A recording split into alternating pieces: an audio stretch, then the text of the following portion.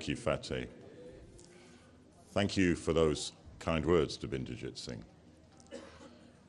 I'm delighted to be here again at Guru Nanak, Gurdwara. I have to stop calling it Sedgley Street when we're on national TV. Guru Nanak Sikh Gurdwara here in Wolverhampton. It's the 10th anniversary of the Sikh Federation. I've been to almost all of the annual conventions since then, and it's great to be back. I wanted to start, as many of you will remember, as I always start, brothers and sisters, by reminding ourselves that we are brothers and sisters, and we have so much in common, whether we are Sikhs or Christians or Muslims or Hindus or Jews or Buddhists or people of no faith, people of different faiths. When you cut us, we all bleed. We all want an improved National Health Service, and it is under considerable strain right now. We all want peace and security in our own homes, whatever our faith. And it is under some pressure right now with a huge cut in police numbers. Similarly, we all want good schools and universities for our children to build a more prosperous future. And that is under some strain under the current government with the cutbacks in funding and the rise in tuition fees, which will have hit many people in this room, both young people and their supportive parents in the tradition of the Sikh community of supporting your children to better themselves. We should also bear in mind the successes of the last 10 years on the Sikh issues and the Sikh agenda in our country. Sometimes it's taken a lot of struggle. You'll remember the struggle in South Wales over a Sikh girl's right to wear a kara. We won that. We won that. It cost the school £250,000, which should have been spent on education. As Davinder said, we won twice with that rogue Jagdish Tytler, him not coming to the UK.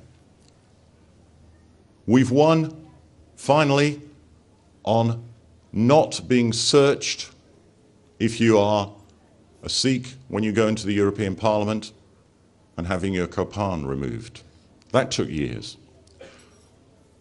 We've won generally on the issue of searches for public buildings. I have to say, as a proud person from Wolverhampton, some of that started here when we had an issue at the Molyneux football ground here in Wolverhampton, where Wolverhampton Wanderers Football Club were not allowing Sikhs in who were wearing a kopan. We sorted that out in the traditional Sikh way through discussion and negotiation and education of the football club, and we got a code of conduct which has been more widely used and is used in other football clubs, as I understand. It took that process of negotiation and discussion to say, remember, here is a community who are British but have particular interests and needs and deserve a particular kind of respect. We've won on getting an annual Vaisakhi Mela celebration at the House of Commons. May not sound much, but it's very symbolic. And to his credit, our Prime Minister, David Cameron, held a Vaisakhi celebration in 10 Downing Street. Unfortunately, you couldn't go in if you were wearing a kopan, but that will be ironed out. And I give due credit to our Prime Minister, David Cameron, for, if I may say so, following in my footsteps and visiting Amritsar and the Golden Temple. That was a great thing for our country, for everybody in our country, as well as for Sikhs in this country and around the world. And I pay tribute to him for doing that. One of the ways in which the issues of particular concern to Sikhs has been highlighted in our public realm, on the public agenda, is of course through the blossoming Sikh media, but also through lobbying and, dare I say it, through the all-party parliamentary group for UK Sikhs. Sometimes, for individuals and for politicians, it is frustrating how long things take.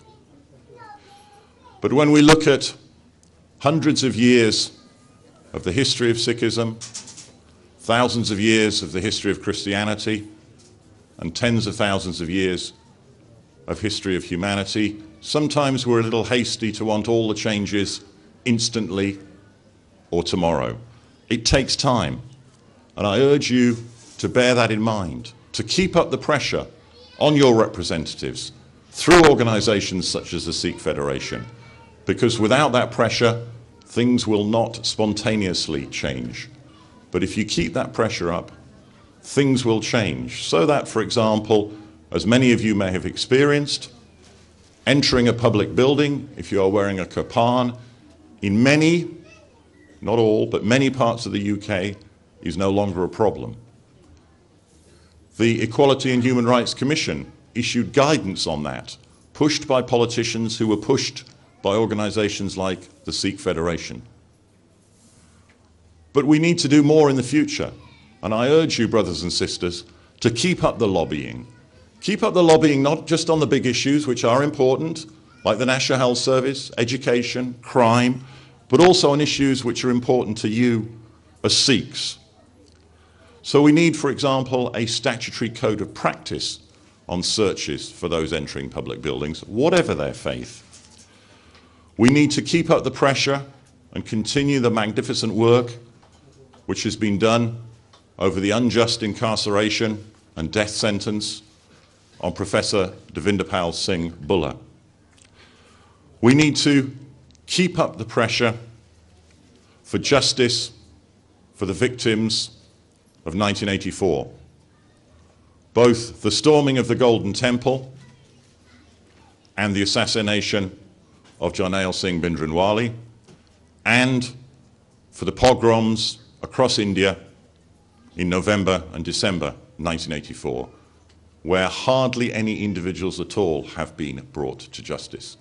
We need to keep up that pressure whether we are Sikhs or people of other faiths and other backgrounds, because it is a human rights issue for the whole world that that kind of behaviour should not be tolerated. And if I may finish by warning you, brothers and sisters, we may need to keep up the pressure in a different respect on human rights with the government of India if, as is forecast, Narendra Modi becomes head of the BJP and forms the government of India as Prime Minister next year, because his human rights record in Gurdwara is very worrying. And Sikhs have a huge and proud tradition of standing shoulder to shoulder with all communities on the issues of human rights. And we remember what some of the gurus did in relation to standing up for the rights of Muslims. We may need to do that if there is a change of government in India. So I thank you from the bottom of my heart for all your support, and I hope in the future to be able to represent you in Parliament, but I shall continue to struggle on these issues. Thank you. Waheguru Ji Ki Khalsa, Waheguru Ji Ki Fateh.